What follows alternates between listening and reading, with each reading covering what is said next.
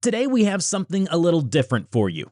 Over the next several weeks, we will be showcasing our top 5 episodes of all time. Enjoy the episode and be sure to join us next week to hear the rest. Welcome to How You Livin', a transformative podcast featuring best-selling author, inspirational speaker, and minister, Dr. Rick Rigsby. And now, Dr. Rick.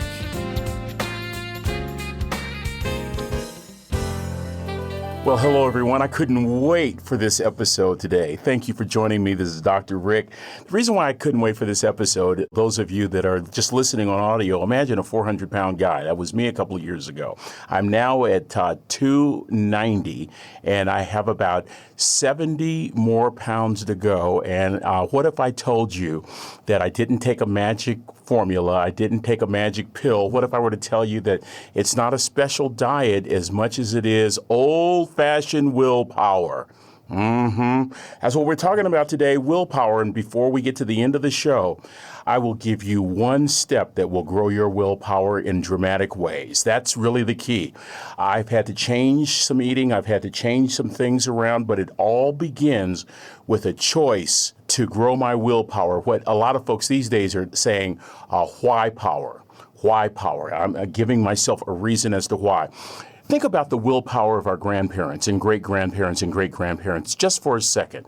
A lot of our family members found the will to go to war to fight for various countries throughout the world. And many of them weren't of age. They would lie about their age because there was a greater desire to defend their country. And in the United States of America, a saying came out of that, where the parents of these underage kids going to fight, their parents would say, "Play the man." And to play the man meant that you had to muster the courage and the willpower to go and to finish strong. I think about in the United States of America, I think about food companies that grew the United States. Food companies like Kellogg, like Post, food companies like Hershey. And the willpower that you have to have. Think about Mr. Hershey for a moment. I learned this by watching the History Channel. My producer, Fran, is looking at me, not sure where I'm going because she doesn't like me to go off script. But Fran, listen to this. On the History Channel, The Foods That Built America, Mr. Hershey was so convinced that he could develop a formula for milk chocolate that he actually built the factory in Hershey, Pennsylvania, before he developed the recipe for milk chocolate. Friend, that's called willpower. I am going to succeed. I'm not going to try to succeed. I am going to succeed. I got to tell you a story. Many of you know the name Tommy Lasorda. If you don't, he's a Dodger through and through. He started in the Brooklyn Dodger organization, and then he really gained fame when the team moved to Los Angeles, and he became a manager of the Los Angeles Dodgers. He won a lot of World Series. I didn't like him because I grew up in San Francisco, and we were not fond of the Los Angeles Dodgers. Even despite my not liking him, I grew to love him. And it started on an airplane flight. Both Mr. Lasorda and I were privileged to speak at the same time at the Air Force Academy in Colorado Springs in the United States. And so we're flying together from Dallas to Colorado Springs. The first thing that really is not on point that sticks out is something that I try to do this day. Mr. Lasorda spoke to everybody that got on that flight. Keep in mind, 90% of the people didn't know who he was, but he spoke to them, and it required a response. That's just an aside. This is what I really want to tell you. A group of cadets on their way from Texas back to the Air Force Academy, all decked out in their Air Force uniforms, looking great. A group of our finest get on that plane, and Mr. Lasorda says in a loud voice, "Hey, will you boys promise me something?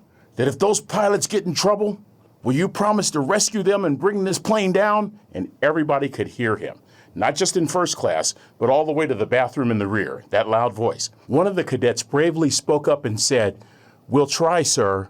And Mr. Lasorda went ballistic. "Try? You'll try?"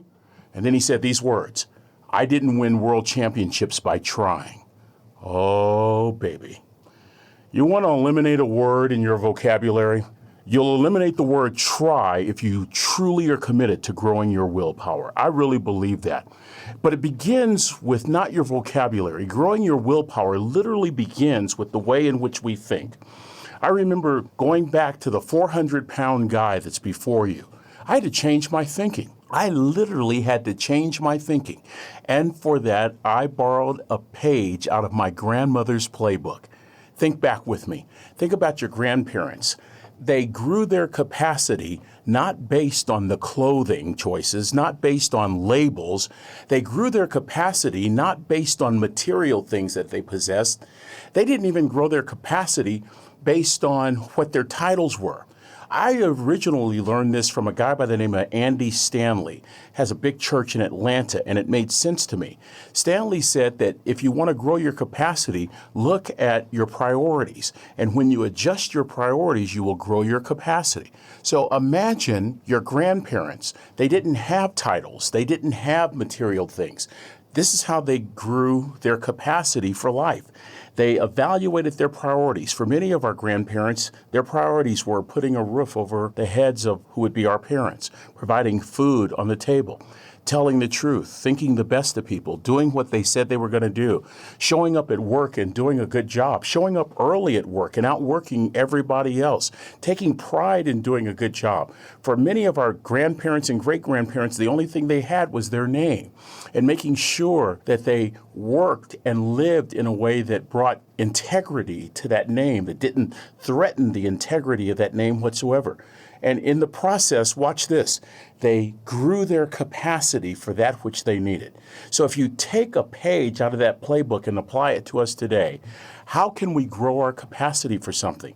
We grow our capacity by focusing on the priorities and being willing to adjust those priorities to grow.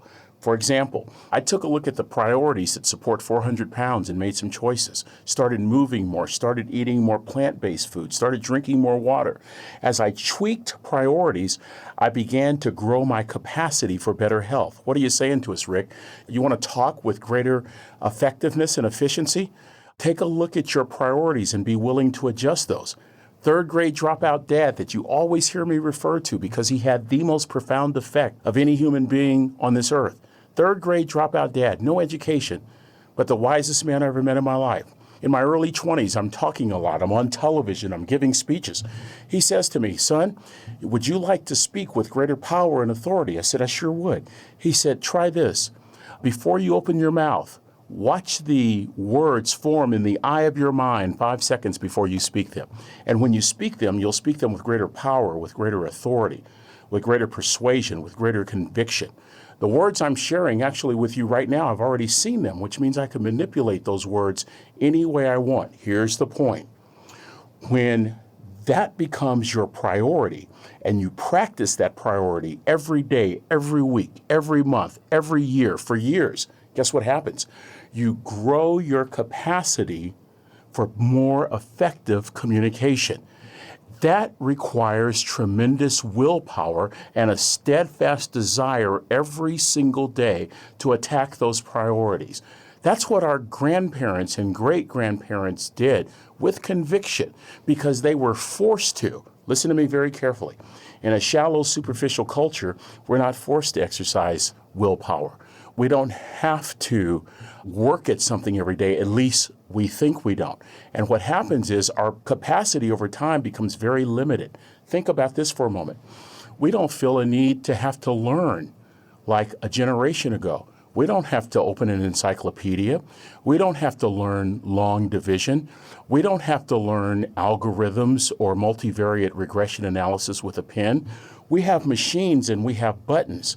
You talk to older folks and they'll tell you those machines and devices and buttons have made us dumber because what's happened is we are now depending on our capacity to grow based upon our relationship with a smart device or a machine, right?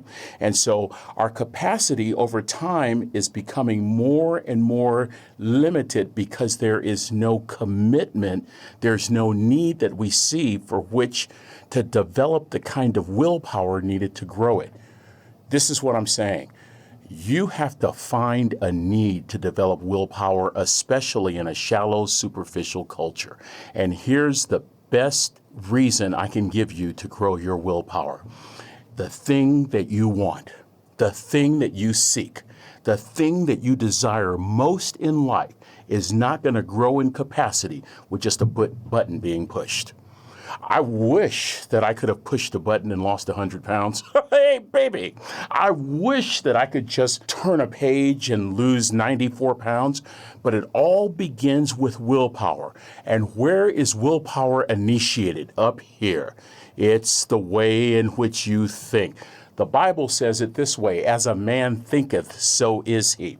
I like putting hands and feet on that, and so I depend on this guy named Frank Outlaw, who, among others, put it this way: watch your thoughts, they determine your words. Watch your words, they determine your actions. Watch your actions, they determine your habits. Watch your habits, they shape your character. Watch your character. Your character determines your destiny. And it all begins with thoughts.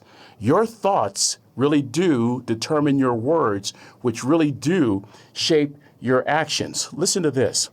I was privileged to be a character coach for a Division I football team.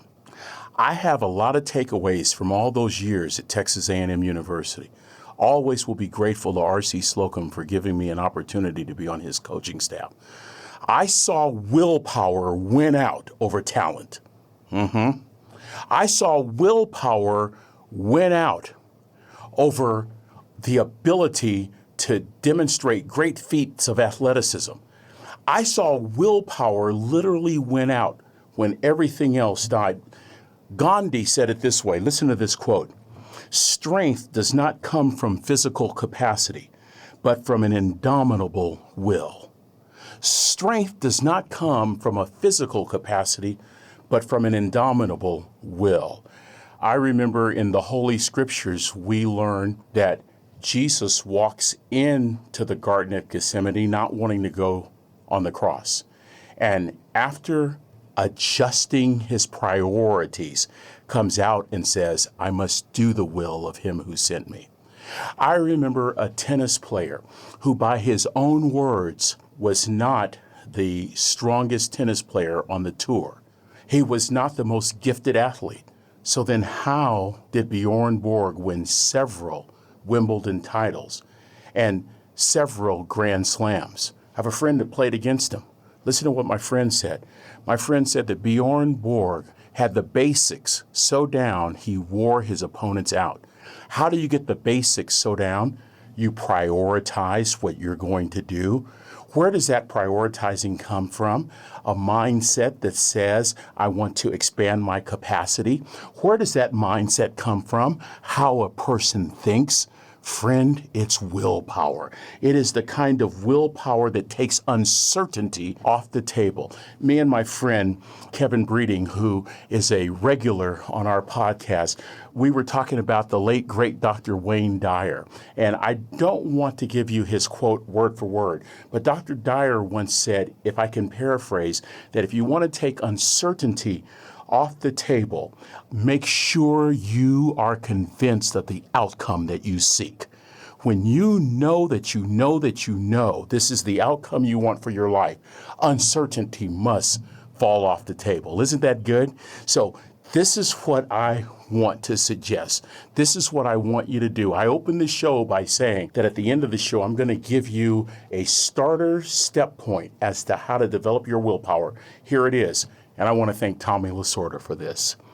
I want you this day to use proactive language and start with this. No more saying I can't as a default.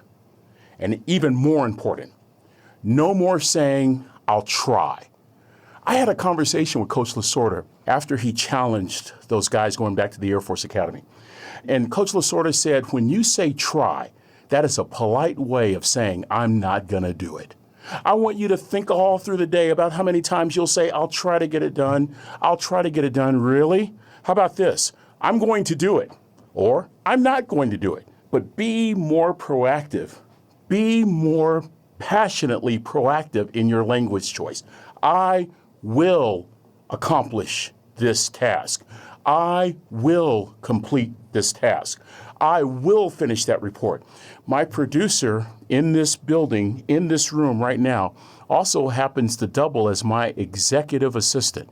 And I will tell Fran on a regular basis, I will have this report to you on a specific day. Why? If I don't live intentionally, I can forget about willpower. If I don't place a demand upon myself to get it done, I can forget about willpower. Are y'all tracking what I'm saying to you? You need to be intentional. You must be proactive. Not, Fran, I'm going to try to get it done. Hogwash, you're not going to get it done. But if I say, Fran, I have to have this report done, I will have it done to you by Thursday at 4 o'clock. I've not only placed a demand upon myself, but I am now accountable to her for fulfilling my word and for getting it done. And it all begins with the way in which a winner thinks. It all begins with the way in which a person who exercises willpower every day intentionally thinks. I am going to grow my capacity to get what I want accomplished. That is the way that I think. That means I've got to knock out every barrier. I've got to dismiss every roadblock. For me, here are the two greatest roadblocks. Language that is passive.